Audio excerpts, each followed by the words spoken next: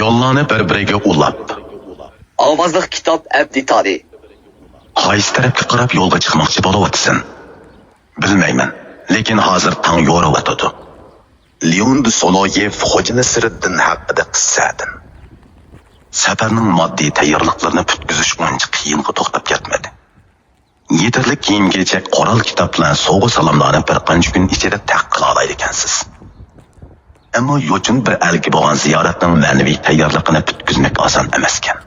Men bir qatimliq ilmiy ziyoratga ketayotganda o'z salohiyatimga loyiq bir obraz uchun tayyorlik ko'rishim kerak edi. Bir oliy maktabning o'qituvchisi bo'lish sifatim bilan Angliyaning zamonimizdagi tanliq bir oliy bilim yurtiga berish oldida turibman. Shunday ekan o'zimni oz-to'la ifodalab bergudek ig'izcha inglizcha bo'lishi kerak edi. Yaponiyadagi bir yillik ilmiy ziyoratimda boshqalar bilan maqsadlashgudek inglizcha saviyaga yetgan bo'lsam-mu, vatanga qaytgandan keyin uni davomli ishlatadigan ingliz tili muhiti yoki hech bo'lmaganda oyda bir necha qitim fikrlashgudek shilang muhitni bo'lmag'achqa, ig'izcham asta-asta xemiriga inib ketdi. Yaponiyadan vatanga qaytish oldida bir do'stim menga mundaq degan edi. Vatanga qaytib borgandan keyin 3 oy atrofida yaponcha ruh bilan tirishsin.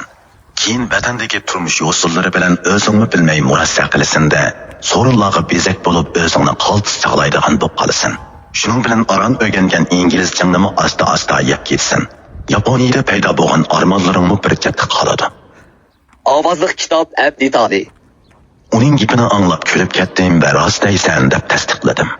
Ikkimizning vatanning ilmiy havosi to'g'risidagi ta'sirotlarimiz birdek bo'lg'achqa, uning fikrlariga shak keltirib o'ltirishning o'rni yo'q ediki, u eslatgan ehtimollik aniq reallik bo'lib chiqadi. Darvaqa Yaponiyadan qaytib kelib 2 oy atrofida uyimda o'ltirib inglizcha tekstlarni unlik o'qib yurdim. Ahmad Rashidning O'rta Osiyo to'g'risidagi bir och kitobini o'qib chiqdim. Lekin muhit degan yomon nima? U har kuni sen tuymaydigan ravishda seni g'idiqlab o'ziga moyil qiladi. Sen tadrijiy holda shu muhitning qilibida qaytadan quyilib chiqsan.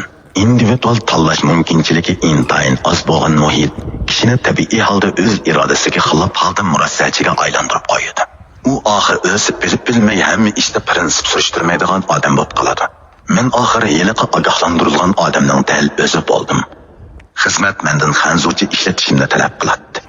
Qiziqarli yeri shuki, mendagi inglizchani hech kim kerak qilmadi. U mening xizmat muhitimga nisbatan ortiqcha narsaga aylanib qoldi.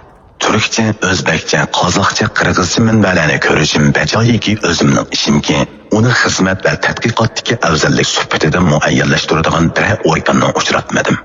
Ayolimning Changchundagi 1 yil, Yaponiyadagi 3 yillik musofirada turib o'rgangan yaponchasi qat'iy ishlatilmadi. Odamdagi iqtidor, so'pa va bilim hanzu tili bilish bilan o'lchanadigan bundoq madaniyat havosi ilm o'rganguvchilarni sharaf va izzat tomosidan xoli holda o'zi tanlagan yo'lni xususiy bir aqida sifatida untinsiz mengishga g'ulo bir ovoz bilan dalolat qiladi.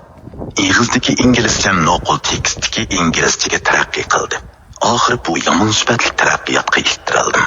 Shundoq bo'lsa-mu tirikchilik va xizmatdan eshingan hamon bisodimdagi inglizcha kitoblarni varaqlab turdim. Angliyaga ilmiy ziyoratga chiqishning plani ishga eshishga boshlaganda inglizchadagi qo'llanishdan jumlalarni yodlashga qaytadan kirishdim. 40 yoshlarga kirganda o'rganishning unumi ancha yuqori bo'lmaydi ekan. Bu yoshda odam mustaqil o'y fikr hodisalarga qarata mulohaza qilishga moyil bo'lib qoladi ekan. Yodlash tipidagi mehnatlardan keladigan natijalar tayinliq bo'lib chiqadi ekan. Uning ustiga zehnimizni suzuk saqlayolgudek g'uborsiz turmushga kafolatli kedamaslikning o'zimi ruhni botillikqa patirib qo'yadigan yetarli sabab bo'la oladi. İngilizcani qayta qo'lga elish bilan tang yerinlashib qolaydigan Uyg'urlar uchun bilim degan kitobimni yezishdan to'xtab qoldi. Ya'ni balkim bu kitob nomi o'zgargan holda yaqin kelgusida o'qirmanlar bilan yuz ko'rishar inshaalloh. Shu chaqda o'zimni tarbiyalashni kitob yozishdan muhim o'ringa qo'ygan edim. Odamlar bilan ko'rishganda tunji qitimliq ta'sirotning yaxshi bo'lishi keyingi munosabatimizning ijobiy davomlashishiga cho'ng ta'sir ko'rsatadi. Bir ikki eg'iz ketma o'ngshab deganmisam, ta'sir kelgan fursatdan erishadigan hosulim oz bo'lib qoladi. Kishilar bilan bo'lgan bevosita suhbatdan keladigan madaniyat va xarakter uchurlari kitobdan olgan ta'sirotga qaraganda jonliq va amaliy bo'ladi. Mushularni o'ylab yozayotgan kitobimni to'xtatdim. Balalarcha bir alfos bilan inglizcha yodlashni boshladim. Kitob yozishga oid oliyjanob burchkorlik etgan besim dam olib yo'qolib, xiyli ozoda bo'lib qoldim. ziddiyetlik tanlashdan keladigan azob gohi-gohida nashtrini sanjib hayotlargadir g'oyib bo'ladi. Hamma nimadan to'liq soqit bo'lish, dilxulliqdan mutlaq qutulish deganlar yo'q gapkan. Qo'lingdan kelgan ishqa bo'lgan samimiyat va sadoqatdan keladigan lazzatning qadriga yetish lozimkan.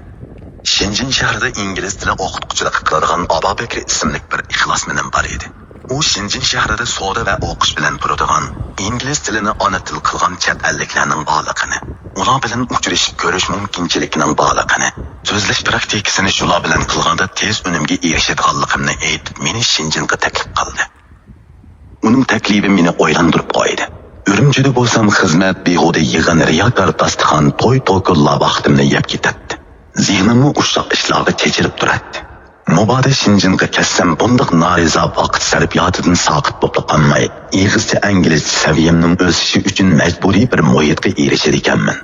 Yana texi Jungoning taraqqiy topgan bir shahrining yashash usullari ustida bir qitimlik tajriba fursatiga noil bo'lar ekanman. Oilamdan ozroq vaqt ayrilsam nim bo'pti.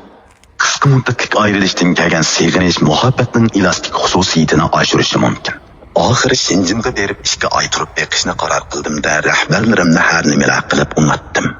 Shenzhen iqtisodiy alohida tuzumdagi ma'muriy rayon Shandong bilan tutishadigan bir shahar bo'lish sifati bilan Jungoning alohida bir siyosiy iqtisodiy tajribaxonasi edi.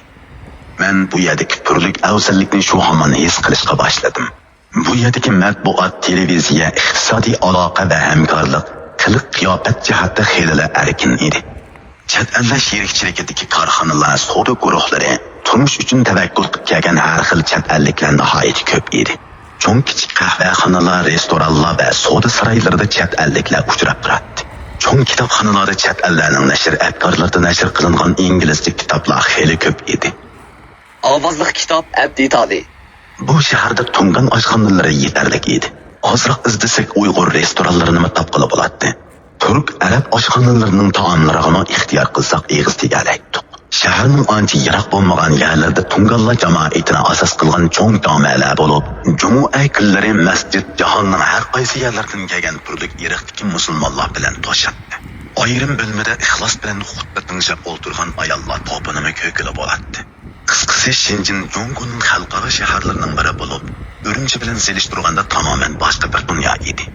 Men Shenzhen shahrining kayfiyatiga qarab bir rayonning gullanishidagi hal qilg'ish masala, u rayonning mo'l tabiiy boyligi bo'lmasdan, balki shu rayonning boshqurilishiga doir siyosatdan iboratkan degan xulosaga keldim.